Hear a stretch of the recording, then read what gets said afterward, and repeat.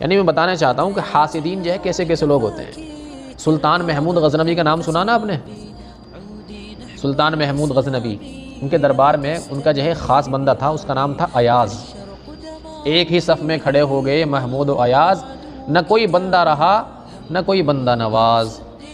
یعنی مسجد میں جب آدمی آتے ہیں نا تو پھر یہاں امیر غریب کا فرق نہیں دیکھا جاتا، یہاں بادشاہ کا اور رعایا کا فرق نہیں دیکھا جاتا کہ یہ بندہ غلام ہے اور وہ بادشاہ ہے اس لیے میں پہلی صف میں بیٹھوں گا وہ دوسرے صف میں بیٹھے گا، ایسا نہیں ہوتا۔ مسجد کے اندر جو آ گیا صاف ہو گیا معاملہ۔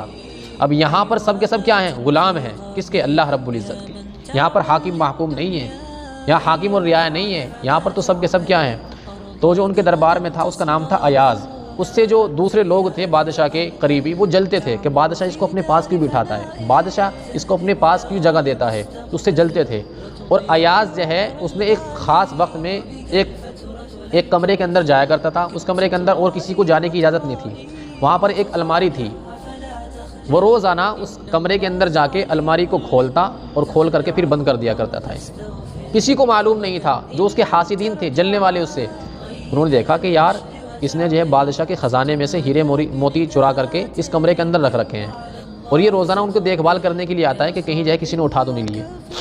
چنانچہ ان حاسدوں نے بادشاہ کے پاس جا کر کے شکایت کی کہ بادشاہ سلامت، یہ جس کو آپ نے اپنے قریبی بنایا ہوا ہے نا ایاز، یہ تو چور ہے، اس نے آپ کے جو ہے مال میں سے ہیرے موتی چرا کر کے ہیرے جواہرات اور اپنے جو ہے فلاں کمرے میں رکھے ہوئے ہیں، اور روزانہ یہ اس کمرے کو کھول کر کے دیکھتا ہے اور کسی کو دیکھنے کی اجازت نہیں دیتا۔ اگر کوئی آدمی جانا چاہے تو اس کو جانے نہیں دیتا، تو معلوم ہوتا ہے کہ اس نے وہاں پر ہیرے موتی جواہرات چھپا کے رکھے ہوئے ہیں۔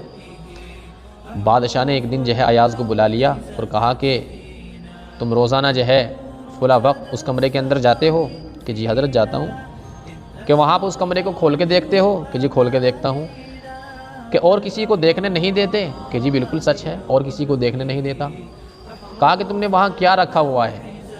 کہ بادشاہ سلامت اپنے کسی آدمی کو بھیج پتہ لگوا لیجئے۔ چنانچہ بادشاہ نے ایک آدمی کو بلایا اور کہا کہ فلاں کمرے میں جاؤ جہاں ایاز روزانہ جاتا ہے، اور وہاں جا کر کے کمرہ کھول کر کے دیکھو وہاں ایاز نے کیا چھپا ہوا ہے۔ چنانچہ وہ بندہ گیا، جب اس کا جو ہے اس نے کمرے کا دروازہ کھولا اور اس کھڑکی کا دروازہ کھولا تو وہاں اس کمرے کے اندر ایک جوتا رکھا ہوا تھا پھٹا پرانا، ایک کرتا رکھا ہوا تھا پھٹا پرانا، اور ایک تہبند رکھا ہوا تھا پھٹا پرانا۔ وہ اٹھا کر کے لے آیا بادشاہ سلامت کے پاس۔ محمود غزنوی نے پوچھا کہ بس یہی ملا وہاں سے؟ کہ جی حضرت یہی ملا بس۔ ایاز سے پوچھا کہ یہ کون سی جو ہے اتنی بڑی قیمتی چیز ہے جس کو تم جو ہے روزانہ دیکھتے ہو جا کر کے اور کسی کو دیکھنے نہیں دیتے؟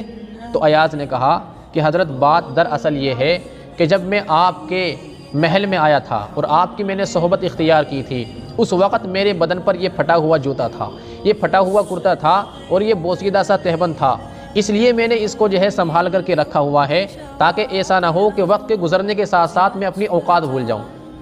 روزانہ میں جو ہے اس کو دیکھتا ہوں جا کے تاکہ یہ یاد رہے کہ ایاز کل تو کیا تھا اور آج تو کیا ہے، اس لیے مجھے اپنی اوقات یاد رہے۔